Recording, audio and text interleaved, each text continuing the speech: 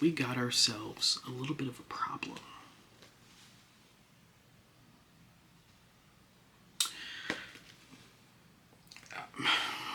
Long story short, my biggest concern for Kagurabachi was all of the leaders of the Hishaku being in one place.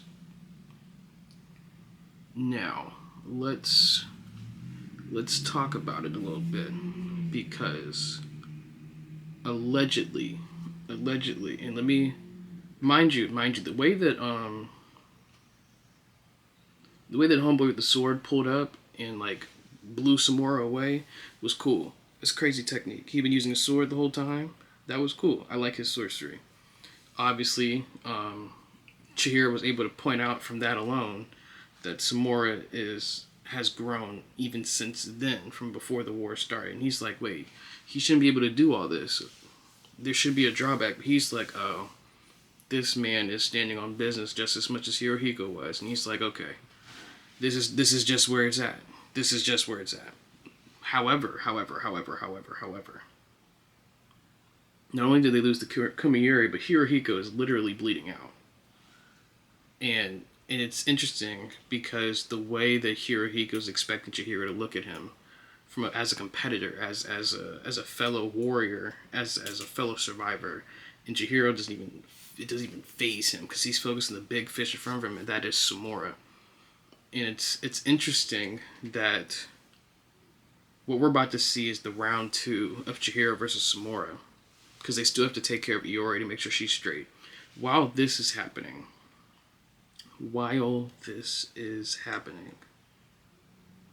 Yura is infiltrating Kabanabe HQ. Now, there are 3 Hishaku, and this is the thing about it. This is the thing that makes me feel a little nervous, is because of the way that they talk about the Hishaku. And it's because the members of the Hishaku, and the fact that Azami is now going to be stepping in, it's clearly a dire situation if Azami is stepping in. And it's not even just like any members of the Hishaku. There are 7 visitors of the Hishaku coming. Yura had Hishaku. I don't know who the rest are. So there's 5 other, I don't know why I couldn't do math. There's 5 other members that we do not know at all. And that's scary to me, because each member has to at least be similar in strength, to the Hat Hishaku or Yura. And so Yura, I don't know if Azami can beat all 7 visitors. And that's where it gets interesting, because the Kabanabe is going to get ran through. Let's be honest. Hiyuki and Shiba are completely somewhere else, so that puts Azami basically getting jumped, or either successfully jumping them. But the point is that Hiyuki and Shiba are not there. Now, Shiba can clearly just teleport and be there. So then it's Azami, Shiba, and Hiyuki, and some of the Kabanabe execs versus the 7 Hishaku leaders, or the 7 Hishaku members. But the point stands is that we are not at a very critical point in the story. Because, I must be tired. The yawn is crazy. Because what we're seeing now is the full sprint of the Hishaku and the Kabanabe and Samura. Because Samura already broke by coming down to see Iori. He broke the 3-way deadlock. Chihiro and Hirohiko already broke the deadlock by, drawing their weapons. Yura broke the deadlock already by going to see the Shinichi user and trying to take the blade himself.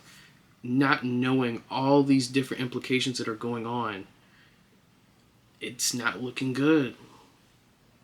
The deadlock is broken, and it still can go either way, because after Samura let's say that he beats Chihiro. The fact of the matter is Samura will be too tired, well, allegedly too tired to deal with anybody else. And so it'll be Azam, Shiba, and the rest. And this doesn't even include the traitor on the Kabanabi side.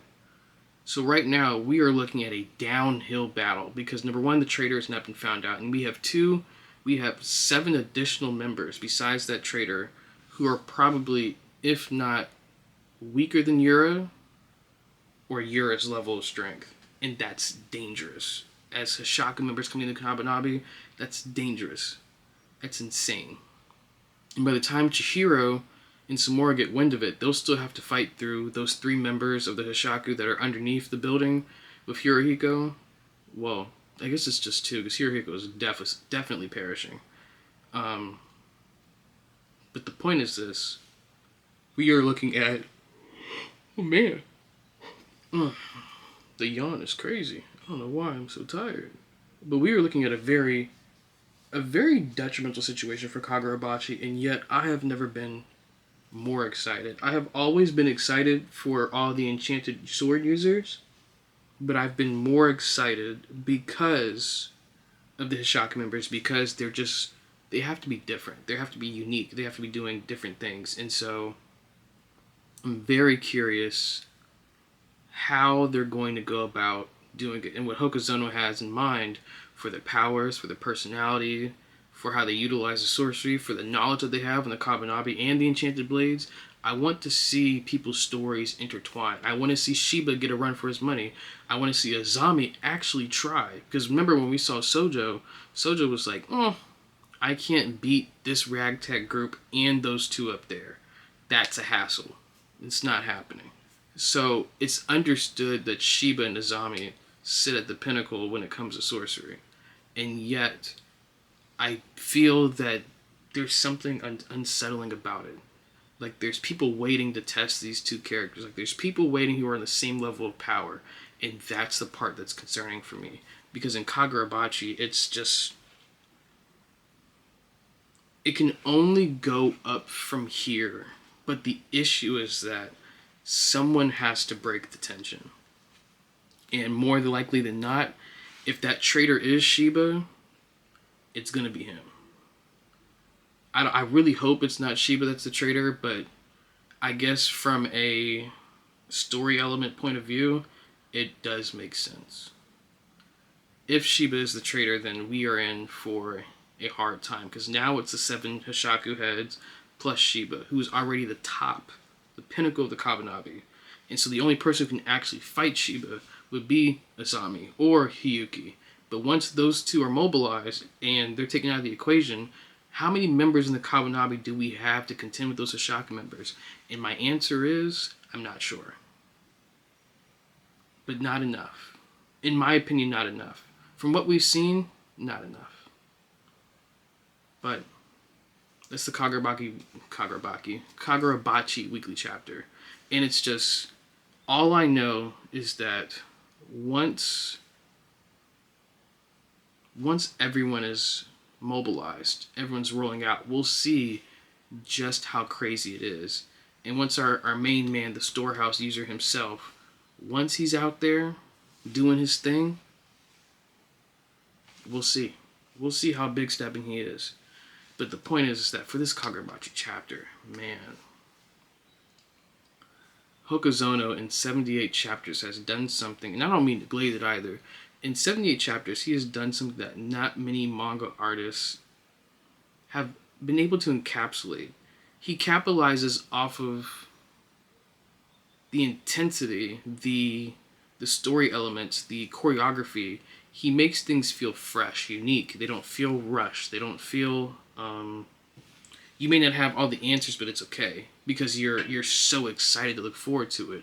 But this is where it becomes a slippery slope. Because of the lack of information that we have, now we're stuck with a dilemma. If Hokuzono does not follow through on these sets of parameters, for example, the Enchanted Sword Bearers, the Kabanabi heads, execs, the Hishaka members, the head of the Hishaka members, if we just get like play fights and not like serious fights where they're just like stalling for time, I can't have that. I need war. I need war. Because we still, even after all that fighting is done, we still have the Shinichi user and his malediction. We still have the Shinichi user and his malediction. And so, no matter how bad it might seem right now, there is still a bigger elephant behind this current fight that's brewing. And that's the part that I'm afraid of. Who's going to be alive and in a good enough condition, if he gets released, to fight him? I can't think of any. But I guess we'll find out next week. So, this is Kagurabachi. It's your boy. Y'all go touch grass. Peace.